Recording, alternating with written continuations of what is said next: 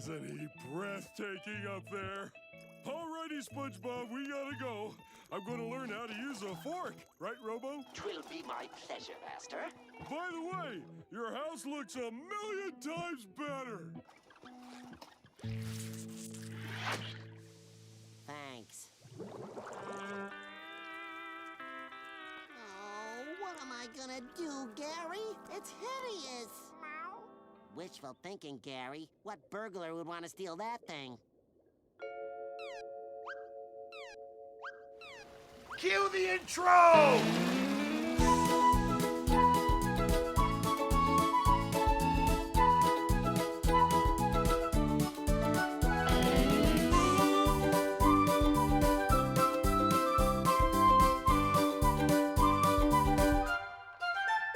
Ahoy, mateys, and welcome aboard to the season finale of I'm Ready! A SpongePod Squarecast where I can't offer you the gift of gum, but I can offer you the gift of gab. I'm your captain, Captain Eric, and it's a pleasure to welcome you here as we are finishing our sail through the 4th season of SpongeBob SquarePants. We are docking into Bay today, and what an episode. Let's get a little ASMR of some gum action. Listen to that. Wrapper. Oh, wait, hold on. You can't talk loud. I just unsheathed a Juicy Fruit, one of the most iconic gum brands in my opinion, and of course, the yellow square packaging is the most appropriate when talking about SpongeBob SquarePants. It is, of course, not the correct color for the gum that we are talking about today, but I'm not here to make my own gummy like Patrick, and that definitely does not sound right on second opinion. Correct! But anyway, other than the packaging of Juicy Fruit, it's actually the only gum I can think of when it comes to any sort of connection with media. Other than SpongeBob SquarePants, there is one other moment that comes to mind when I think of gum. It's from the movie One Flew Over the Cuckoo's Nest, starring Jack Nicholson. There is a character within that movie called Chief, a massive man who, for a good chunk of the movie, you are told is a mute individual who really doesn't speak to others, doesn't communicate, and Jack just takes a liking to him throughout the movie. You know, come on, Chief. Don't you want to watch SpongeBob, Chief? Put your hand up, Chief. We're going to put on the TV and watch SpongeBob SquarePants, Chief. Don't you want to watch the sponge? It's a wonderful experience, a wonderful movie, and at a pivotal moment in the film, Jack offers Chief a piece of Juicy Fruit, and for the first time, Chief lets Jack know through his love of Juicy Fruit that he can actually not only understand everybody completely, but he can speak. And he's simply just playing, dumb to get through things. That's all I'll say about that movie, but it's a memorable part of my life watching that film, having that connection with Juicy Fruit. It certainly doesn't last that flavor, but it's an impactful one. That's why I picked it for today's episode, alongside Bazooka. That would be the other gum brand I would choose, especially for the coloring, if we are talking about what gum Patrick may be using for his quote-unquote gummy in this episode. Juicy Fruit. But either way, it was important to include gum into today's episode due to the fact that you're going to see a lot of gum and a lot of pre-chewed gum, so It's time for the moment you've been waiting for. gotta pop that in. I would never really recommend chewing gum while recording a podcast or trying to do it at the same time. The results may vary once it's actually chewed. You can hear it. People who chew their gum are annoying in public, I'm not in public. I'm in the safety of my own home. And if you're listening to this, you're just listening to something, so that's not really that rude. If you're, out in public and you're using a speaker and then showcasing my chewing, That might be rude. Don't do that. All right. I don't want to do that the entire episode. There's some pre-chewed gum right there. And I'm not going to keep that. Although from one angle it kind of looks like, Hey Arnold, a little bit. You know what? I'm at least going to take a picture of that so you can see that. There'll be a reference to that on the Instagram and Twitter later on. Oh my goodness, that is pretty crazy. And what a wonderful reference now thinking about it with Helga and her gum obsession with her Arnold statue. Gum is usually the centerpiece of a lot of her statues, or at least her more memorable ones, for me, are the ones that use gum. Because it's kind of gross to hold on to somebody's piece of gum, especially in the way that Helga was conducting her gum collecting business. It's not like Arnold was just handing over his gum like, here you go, Helga. I don't know why you need this, but here's another piece. He was placing it under desks somewhere in the city, and she was just collecting it. And it's an impressive amount. It's still a shockingly gross amount, but it's an impressive amount of gum for her to have collected for some of those shrines that she's had in her closet. Helga aside, originally I was going to open up this episode with the energy that in no way could you gift somebody a pre-chewed piece of gum and it's an acceptable gift. And I have to say, I have to maintain that for someone to gift somebody else a piece of gum in a shadow box, that is pretty unacceptable across the board.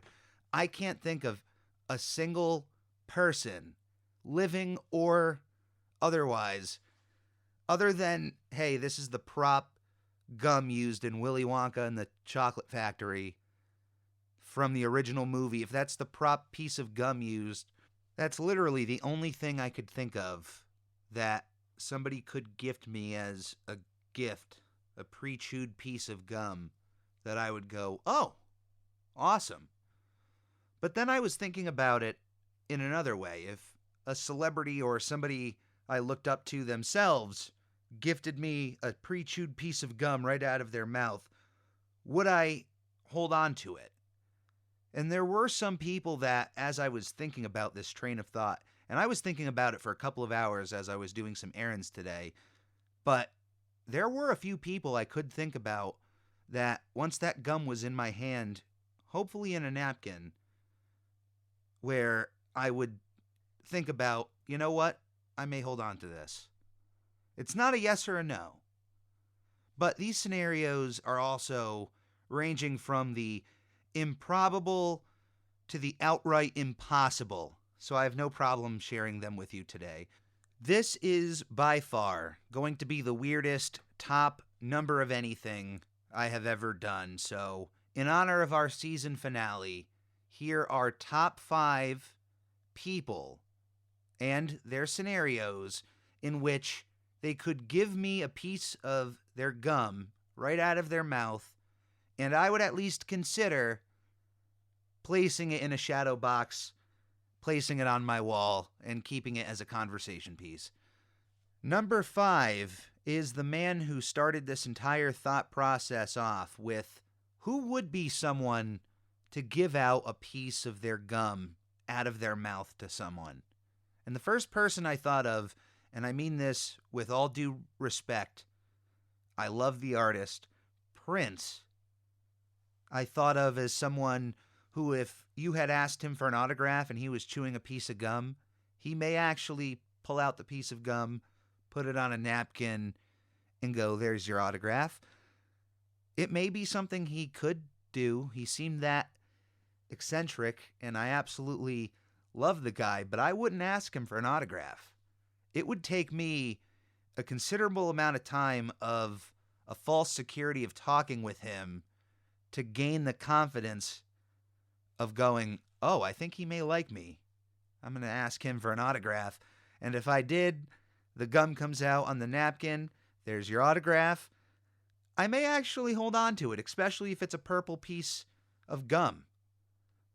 I may actually hold on to it.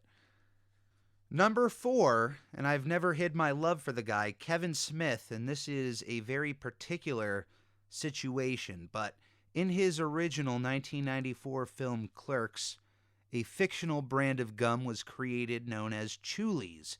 If at some point an actual brand of Chulies is made to sell for Kevin as a fictional piece of gum, it could actually already exist, but if in the presence Kevin only had time to give out a piece of chewed gum, I'm not saying I would, but I would at least consider it.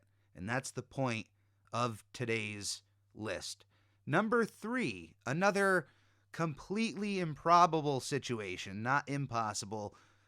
But if I was talking to the man himself and bringing up one of my favorite movies of all time, Pumping Iron, one of my favorite documentaries, I should say.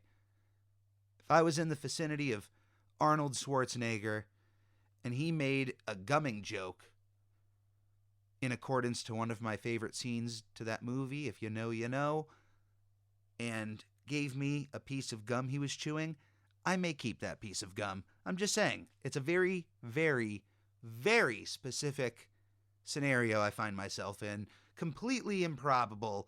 But it was one that I thought of, yeah, I would at least think about keeping that piece of gum. Number 2, to stay on track with SpongeBob SquarePants, Tom Kenny and Bill Fagerbaki himself, the two of them, SpongeBob and Patrick, it would have to come as a combo in a single shadow box with an image of the gift of gum alongside it. Just the specific nature of the gag would be worth holding on to, and certainly a conversation piece. I would say that this is the first entry in which I would guarantee myself the gum being kept and held on to.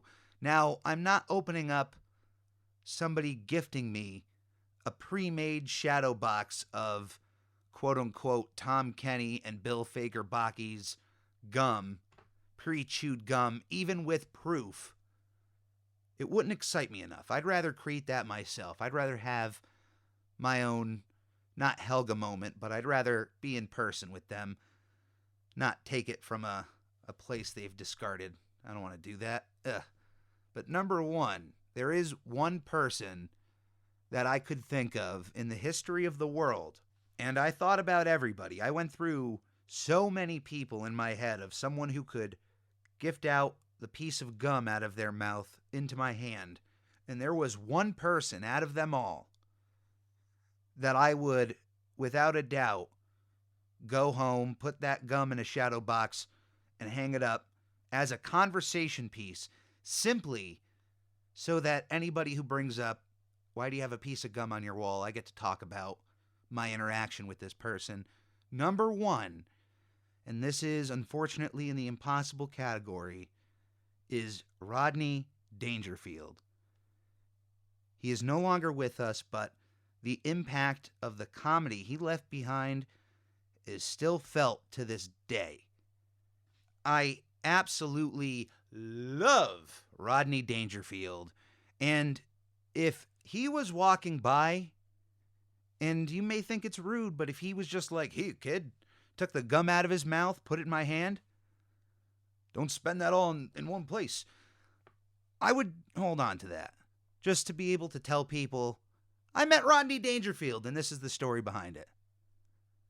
That's it. It would hang up in a bar in my house, or in a place, outside of the bedroom, family room, kitchen, completely a man cave kind of piece, but the piece of Rodney Dangerfield's gum would certainly find its home on my wall. It's an impossible situation at this point, but those are my top 5 individuals, top 6 technically, of people whose gum I either may, or now the cat's out of the bag, I definitely would hang on to and display simply for conversation purposes. And for its, I don't know, the Tom and Bill one would simply be the connection to the Gift of Gum episode. It would be such a weird little one-off connection there that why not? It would be a standout piece, and I feel like the preservation of gum would be a lot simpler compared to most other foods out there. Like, you wouldn't want to meet Mel Blanc on the street. Well, it's impossible. But if you had a carrot and you're like, hey, Mr. Blanc, can you take a bite out of this carrot? And he bit out of it and said, what's up, Doc? And then you preserved that carrot. That really wouldn't be that cool. Maybe, if you were able to hold on to that carrot in some way. But most people wouldn't have the preservation purposes to hold on to a carrot properly. And gum, in my thought process, I would think to just add on some clear sort of top coat on top of the piece of gum, and there you go. Now, it's not necessarily a piece of gum, and it's a piece of art inside of a shadow box, but certainly a conversation starter. And speaking of starting a conversation, let's start the episode at hand, The Gift of Gum. This is the second half of the 80th episode of SpongeBob SquarePants, and it first premiered on February 19th, 2007 in the United States. It, of course, is the final episode of Season 4, and it was storyboard directed by Zeus Service and Eric Weiss, who wrote this episode alongside Danny McCauley. Our animation director is Alan Smart, our creative director is Vincent Waller, and our supervising producer is Paul Tibbett. Now, I usually add in a little noise at the end of Paul's name there, but I do want to mention that this is Eric Weiss's final time working as a storyboard director and storyboard artist primarily with SpongeBob SquarePants in Season 4 in its entirety. He would return as a storyboard artist through Season 5 in a few episodes and in a single episode of Season 9. Eric Weiss is also the creator of The Mighty Bee, another Nicktoon you may be familiar with, and has worked as a artist in different capacities across many other Nicktoons, including SpongeBob SquarePants, The Fairly Odd Parents, Danny Phantom, The Wild Thornberrys, Cat Dog, The X's, and even Samurai Jack as a writer and storyboard artist. That is just a smidgen of this man's work, but the work that he left behind on SpongeBob SquarePants is certainly a memorable one. So I just want to give an absolute round of applause to Eric and anyone who worked on Season 4 for what they brought to the table. And thank you for helping to continue the quality of Steven Hillenburg's show and that ship that should be known that Eric has been working on since the beginning. This isn't an individual that just hopped aboard the ship mid-sail. Eric Weiss has been working with SpongeBob SquarePants since its beginning, since Help Wanted. So this is someone who knows what they're talking about when it comes to the origins of SpongeBob SquarePants. This is someone who worked alongside Steven Hillenburg, creating this world, crafting the world of Bikini Bottom and SpongeBob SquarePants himself. So his contributions through Season 4 have been tremendous, alongside all of those who worked with him as well. So thank you, Eric Weiss, for working alongside SpongeBob SquarePants. Thank you! As this episode opens up, I love that the gum is covering the font just to hit home that there is going to be an overabundance of gum in this episode. You are not going to escape it in any way, shape, or form. And as we head into Bikini Bottom, there is a rumbling going on, like there's construction happening. And as Patrick's rock explodes, out from underneath it comes Patrick with his grandest prize, something he's clearly been holding on and building for a long time. He walks over to SpongeBob's house, and we are told that today is Best Friends Day, which more or less is a 2-day affair in which your best friend gives you a gift. Or that's at least in the way Patrick and SpongeBob celebrate Best Friends Day. Patrick is here to gift SpongeBob what he says is his most prized possession, a giant gumball of pre-chewed gum that Patrick has been building on top of, that has also on its surface very clearly pieces of pizza, pieces of clothing of Patrick's like socks and underwear. It is a monstrosity that is also covered in hairs, which we have seen the hairs come out of Patrick in many different ways. I'm not going to repeat them, so it's not shocking, but it is still a sight to behold. Patrick is gifting SpongeBob a giant wad of pre-chewed gum. And SpongeBob's initial response is extremely honest to his actual feelings on this gift, but every time I watch this episode, I think of SpongeBob's optimism that he genuinely thinks this is such a cool gift, and that the gift he has for Patrick would be nowhere near as cool. And it's that naive nature of SpongeBob where he at least takes the gum in stride at first. Like, well, if my best friend thinks you're the coolest thing ever and you're his prized possession, I have to see what you're about. They don't really go with that route in this episode. SpongeBob cries at the sight of Gummy and gives off that inflection of, there is no way, Patrick, that my gift can be as cool as yours. But SpongeBob is being facetious in this moment. He has a frown. He does not want a pre-chewed piece of gum hanging around his house, a stinky wad of gum. And the gift that he gave Patrick comes out of nowhere. I think his name is Robo 2.1. And this is a robot that has a function I'd be cool with. He has a slot on his forehead with the ability to shoot out toaster pastries at any point in time. And I say that to not inflect any sort of name brand connection, but boy, do I want to make that tart connection. It's popping in my head right now. You know, if I had a robot with that ability, even if it was only one flavor of toaster pastry, that would be pretty cool. But SpongeBob out of nowhere has this talking robot that he gifts over to Patrick. It's a servant who is apparently programmed to do whatever Patrick wants to do, or it either recognizes in the moment what would be the best course of action to please Patrick in some regard. We'll get more into the Robo 2.1 later, but at first it produces a pastry, and Patrick is, of course, over the moon about that. He says his goodbyes to Gummy. He genuinely has sentimental value over this piece of gum, and SpongeBob brings it inside. It is certainly an awkward situation having this giant wad of gum as a centerpiece in your home. It is not a great conversation piece. Somebody walks in, oh, wow.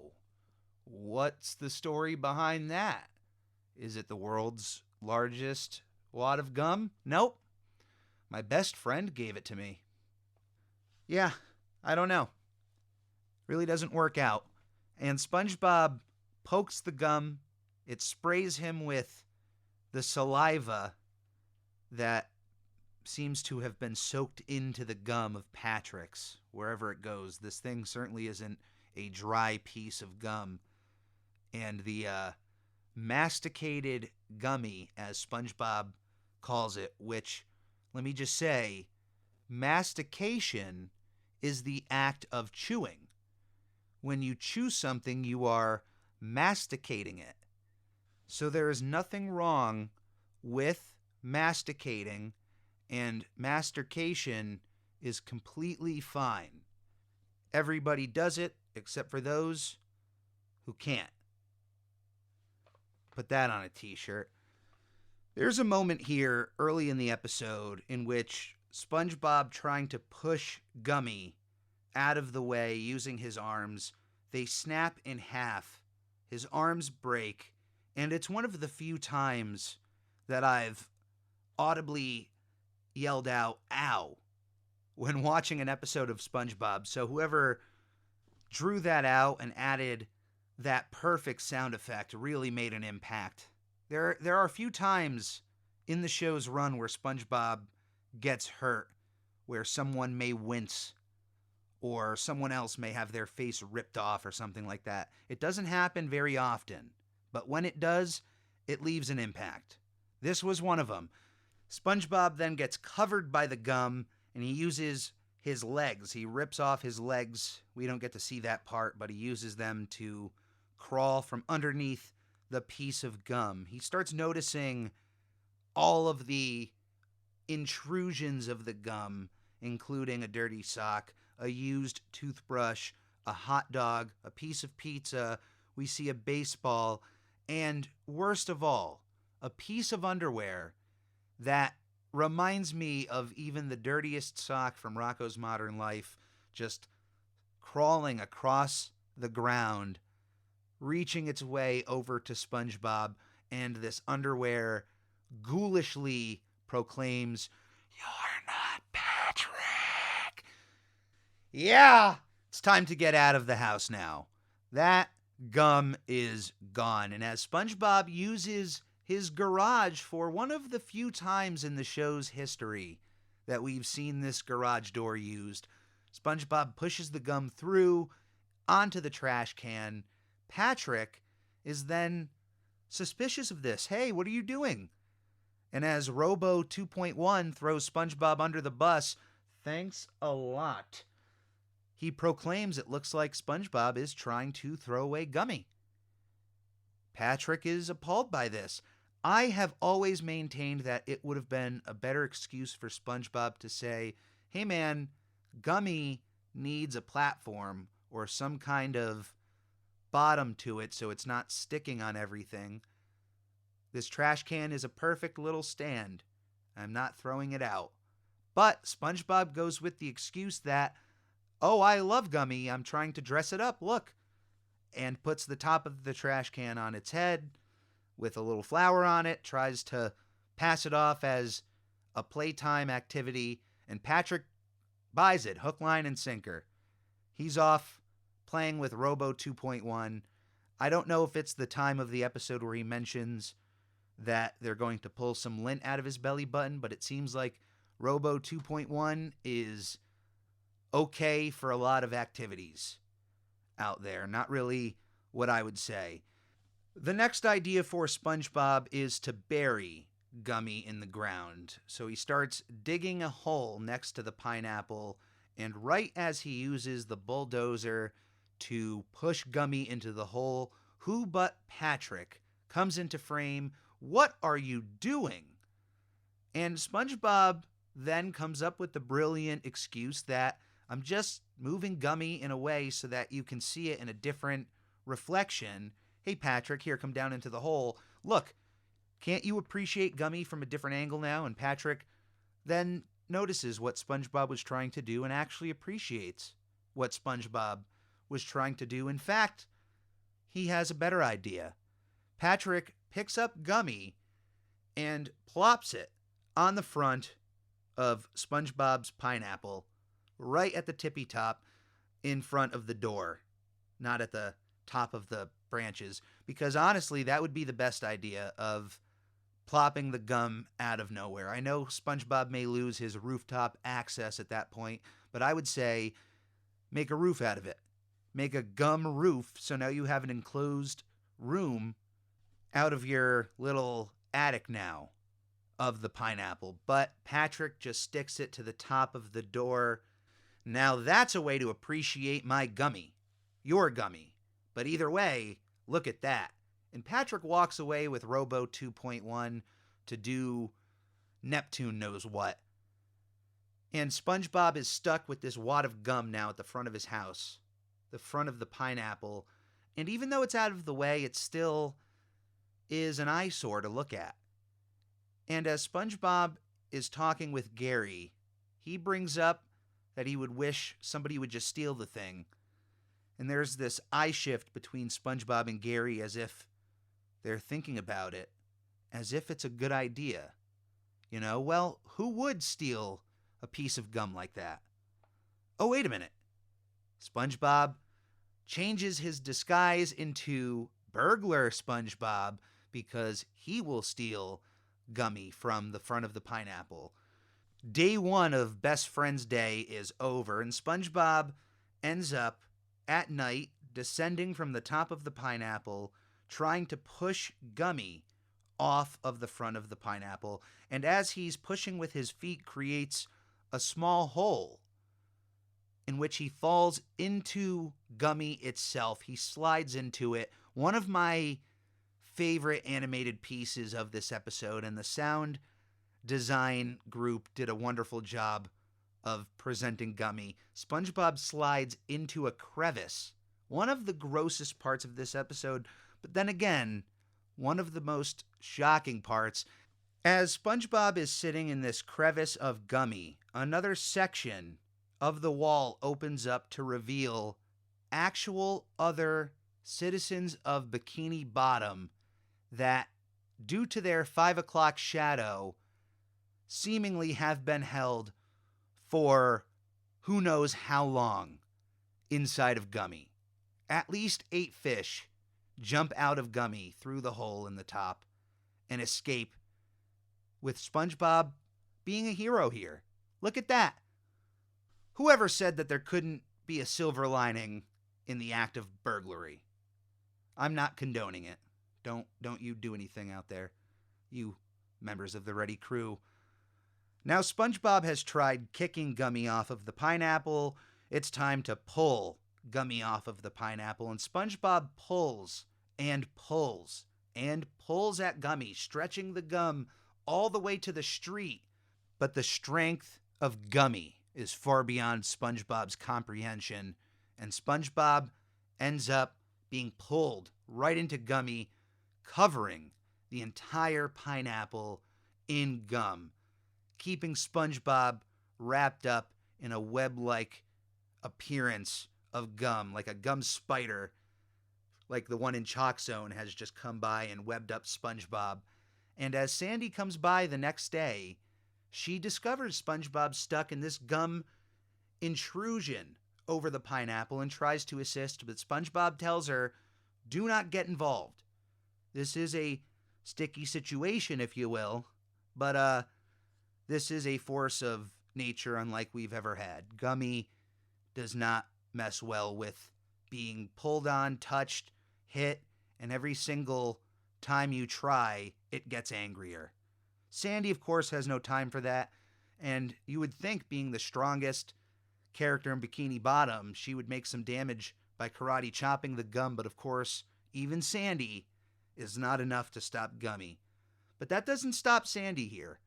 Even though her karate chop does nothing, but Sandy does not give up. She pulls out more of Gummy, is then able to lasso together a part of this gum, and as a truck passes by, is able to perfectly lasso the hitch of this truck.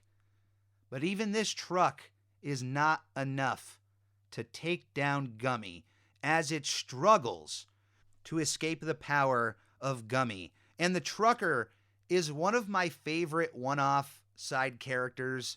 I don't know if it's the same one from season 1 who is yelling about the break dancers when SpongeBob was trying to get his attention as a hitchhiker. But if it's not the same driver, it's certainly one of my favorite one-off characters of a guy yelling at his tires. You do as I tell you! I'm telling you to go! Now get!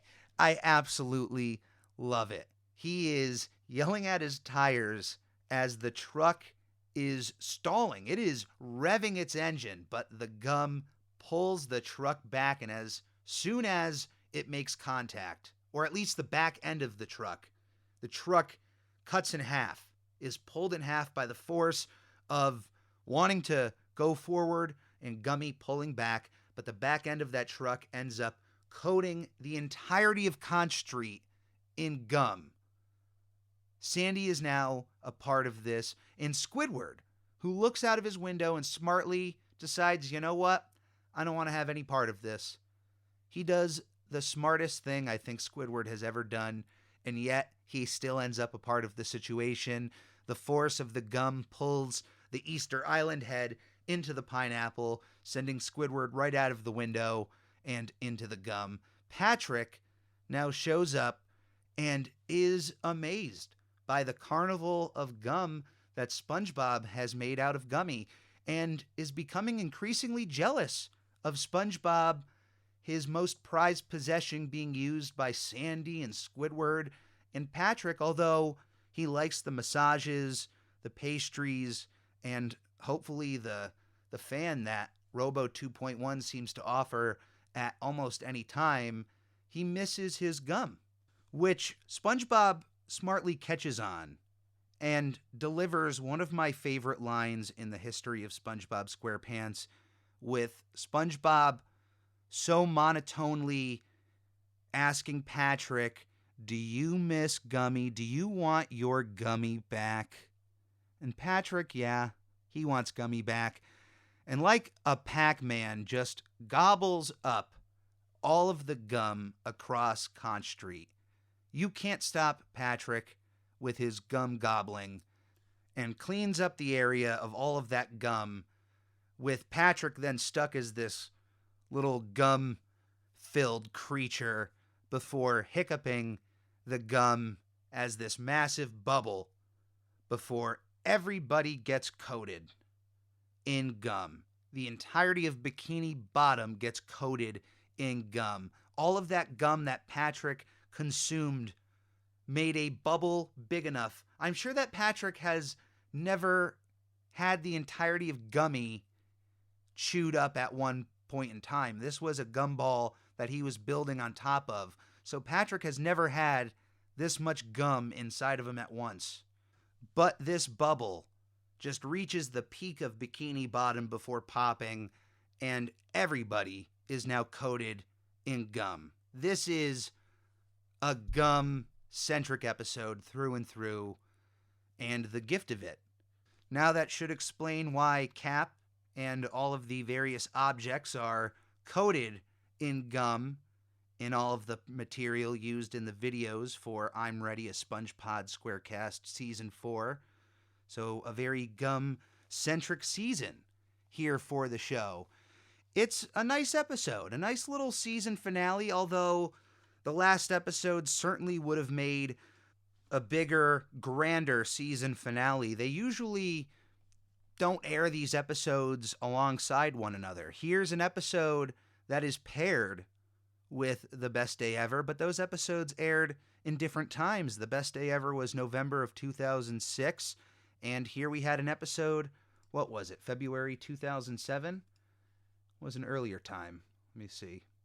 Yeah, February 2007. So this was, of course, another episode that if you had the season on DVD beforehand, which released on January 9th, 2007, you had the gift of gum at your disposal. And that, my friends of the Ready Crew, is our final episode of Season 4. We can dock the ship, take a breather, rank these episodes, and just enjoy the season in its entirety and look back on what we've gone through.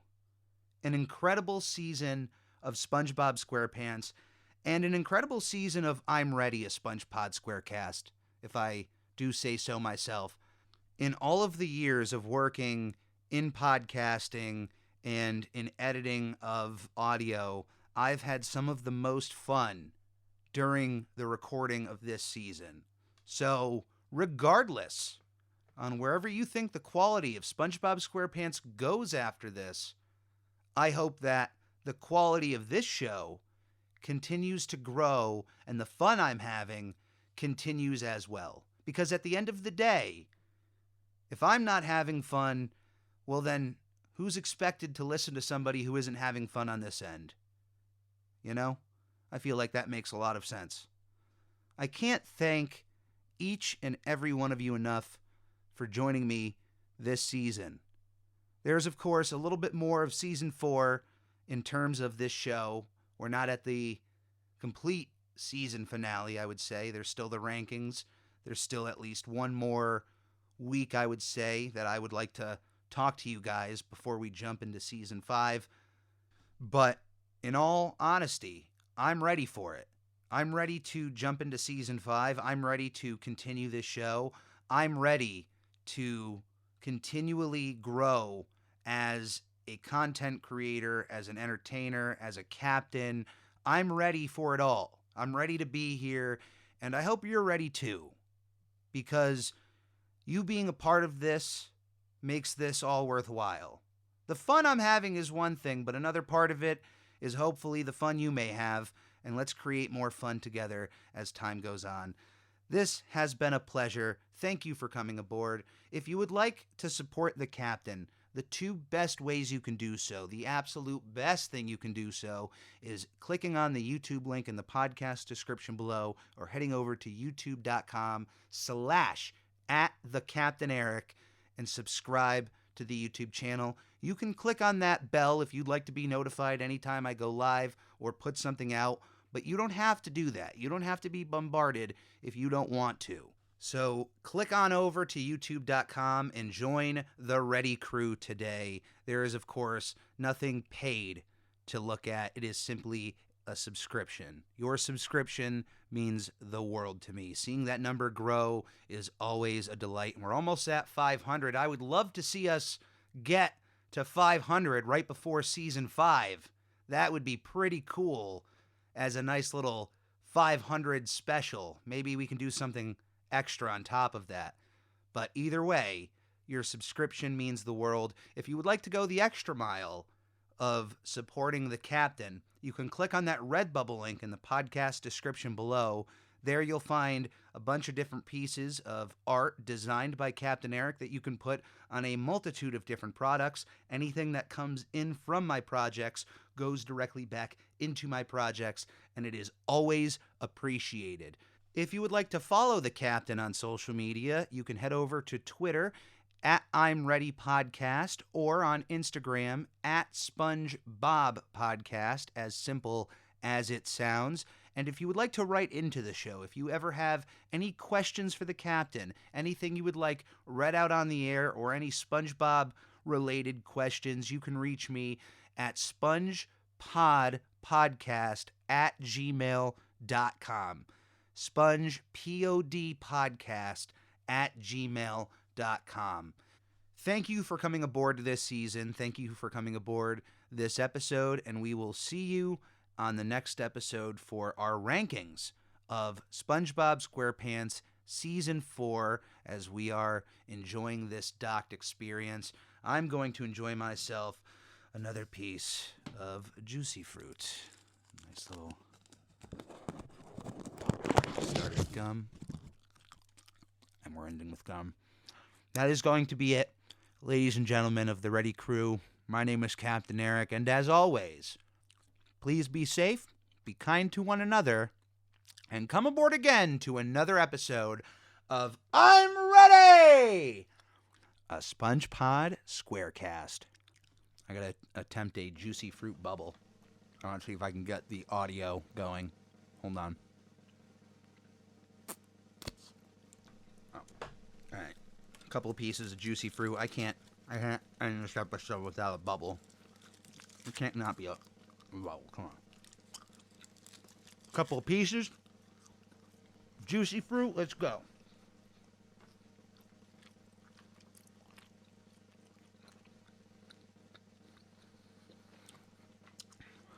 Still here. Still chewing. Still masticating. Masticating. Audio only. Okay. I think it's good enough for a bubble. This is a legitimate juicy fruit bubble.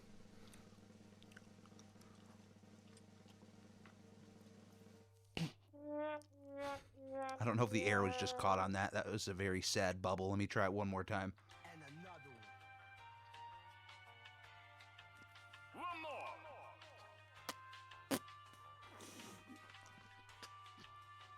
I made the bubble, but it's a bust in terms of the noise. So here's a fart. Ahoy, everybody. Told you it was easy.